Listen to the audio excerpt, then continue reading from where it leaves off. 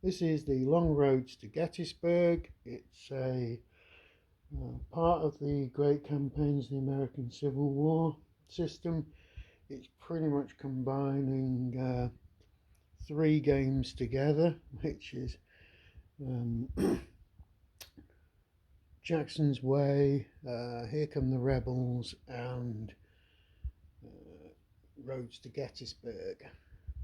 Now, it's it's not a module that you get in the box. You basically have to go on the MMP website and you can download the materials. Comes with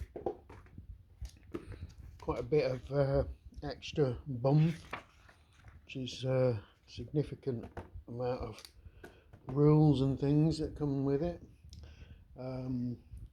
You've got some bits of map, extra bits of map. They look a bit naff in the light because they're laminated, but they look a lot better if you see them from a distance. There are also quite a few other play aids. There's sort of things for off-board movement, by rail, naval movement chart, a victory points thing. What's all this about? Oh, yeah, this is the army morale chart. And then you've got the thing that covers all your depots, levied towns and captured depots as well. That'll tie in with some of the stuff that you'll see on the board. It also replaces the tracks that come with the road to Gettysburg module. It also replaces these tracks over here for Confederate reinforcement. Other things that you come with the game, they're on the wall at the moment. It's got its own sort of calendar of events and where you can track the number of turns played. There's a victory point thing on the wall here. A few other little play aid areas. You've got this detailed sequence of play that you can print off.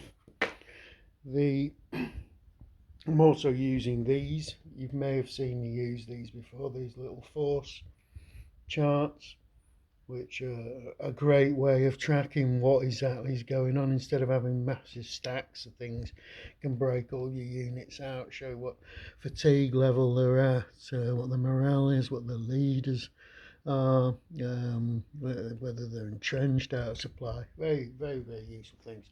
Don't ask me where I got them from, I can't remember.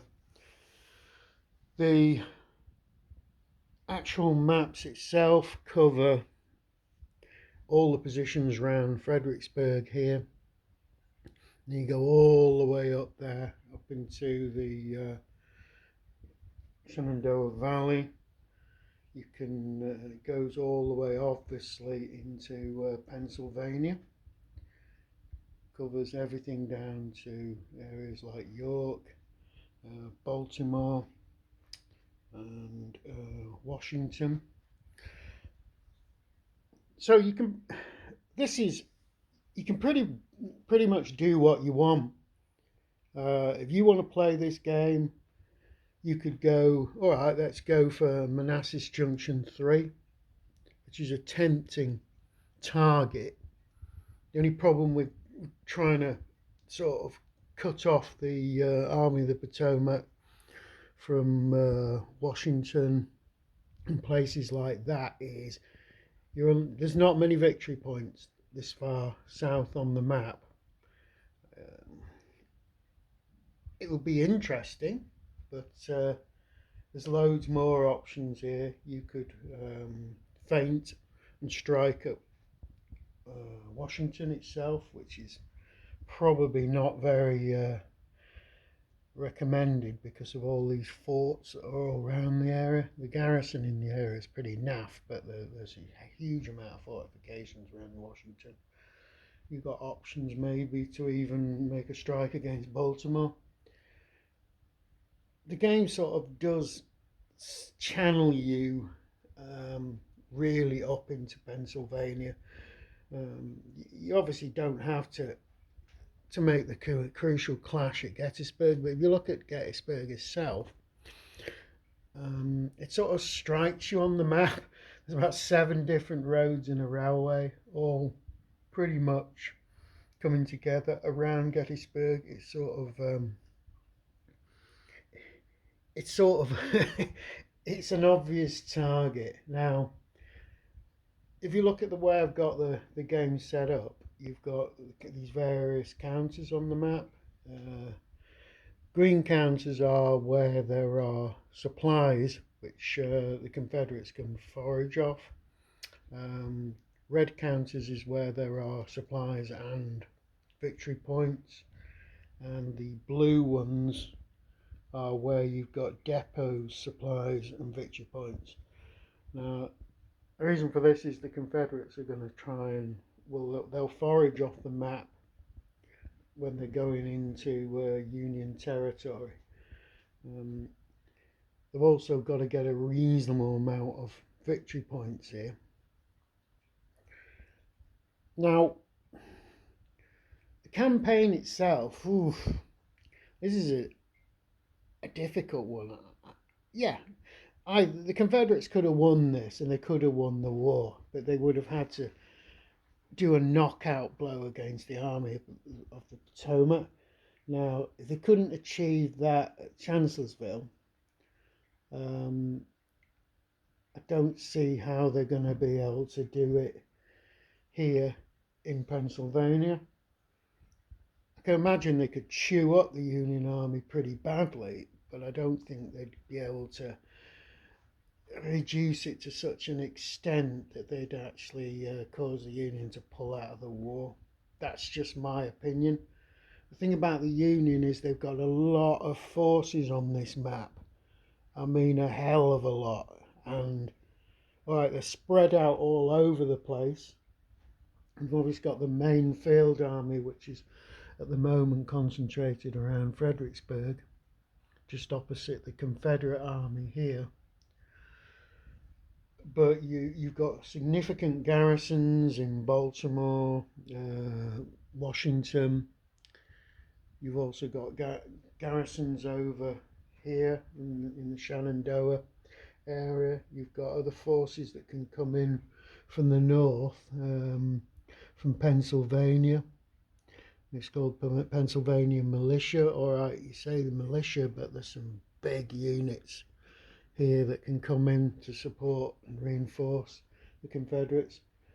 The Confederates have pretty much got what they've got on the map. They have a small number of reinforcements they can pull in from Richmond. And there are some other miscellaneous Confederate reinforcements, but they're pretty much going to have to do what they're going to do with the army that they start with. So it's a big gamble, this, for the Confederacy, and alright, it might come off, but we shall see. Now, I've played this before on this channel, but I was using an older version of the game, and it was one of these things where you couldn't cross a major river if there was like flooding and rain conditions, which part of the rules is that there's like if it rains, it sort of has a knock-on effect on the rivers for a couple of days afterwards. And I had horrendous luck. It was raining virtually every single game turn. I think be realistic, 2/3 of the game turns it were rain turns, and the Confederates couldn't even get across the Potomac. Now, the rules have been changed, so you can actually throw bridges across major rivers now, which you couldn't do before. And you can also cross the minor rivers. Even the minor rivers in Virginia were a serious problem because of the way the fords got knocked out by the rain. So hopefully this is going to go a lot better. I've not really decided how I'm going to play this as a Confederacy. So there's lots of strategic options available. Right, let's have a look at the game itself. We are playing on a 10-foot by 4-foot table, which has been slightly extended to add an extra, probably an extra 5 inches on it. Now, the main maps, they cover about an 8-foot, so it's 8-foot by 4-foot 5, I would say, is the total map surface, with all the game aids and everything else, and bits and bobs. You can easily fill this table, though you could sort of get away with smaller configurations if you wall mounted a lot of these charts, and if you put other stuff on a side table. Right, I don't think there's a lot more I'm going to say. Oh, anyone sees a little blue cube markers here, there are certain bridges that you're not allowed to destroy, really critical bridges. I don't think there's much more that I want to say. The latest version of the Long Roads to Gettysburg, it has a nice chart, contents, table of contents. It's also got an index, which is something that always pleases me to see. It's actually 65 pages long, but it does, well, 67 with the index. It does have a load of stuff on potential strategies, and it does look at, there's quite a lot of optional rules. There's 2 different scenarios. There's a short long roads to Gettysburg and a long roads to Gettysburg campaign, so you can pretty much decide what you want to do with that. That's it.